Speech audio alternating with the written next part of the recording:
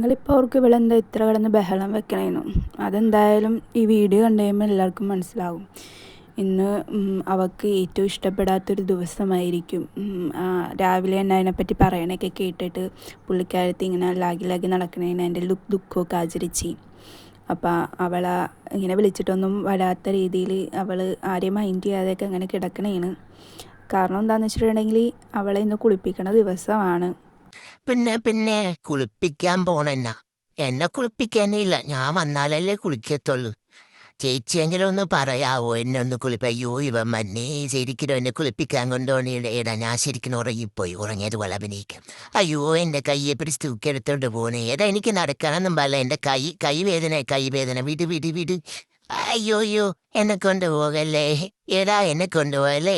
ഞാൻ പിന്നെ ഒരു ദിവസം കുളിച്ചോളാം. ഇല്ലെങ്കിൽ ഞാൻ നല്ല സ്പ്രേ അടിച്ച് നടന്നോളാം. സ്പ്രേ അടിക്കുമ്പോൾ സ്പ്രേയുടെ മണം നിങ്ങൾക്ക് അറിയില്ല, ഞാൻ കുളിക്കാത്ത മണം വരത്തില്ല. എങ്ങനെയുണ്ട് എൻ്റെ ഐഡിയ? കൊള്ളത്തില്ലേ? നിനക്ക് ഇഷ്ടപ്പെട്ടില്ലേ? അയ്യോ എന്തായാലും നീ എന്നെ കൊണ്ടുപോകൂ. അയ്യോ കൊണ്ടുപോകല്ലേ.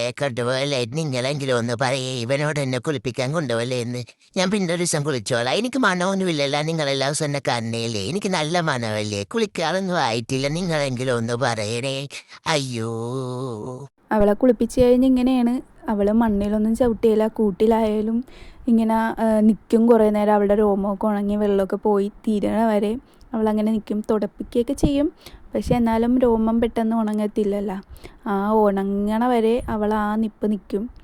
പിന്നെ കൂട്ടിക്കിടന്ന് ഞങ്ങളെ കുറേ ചീത്തയും വഴക്കൊക്കെ പറയും കുളിപ്പിച്ചതിന്. അതാണ് നിങ്ങൾ വീഡിയോയിൽ ആദ്യം കണ്ടത്. അപ്പോൾ അത്രേ ഉള്ളൂ. Okay, bye. അടുത്ത വീഡിയോയിൽ കാണാം.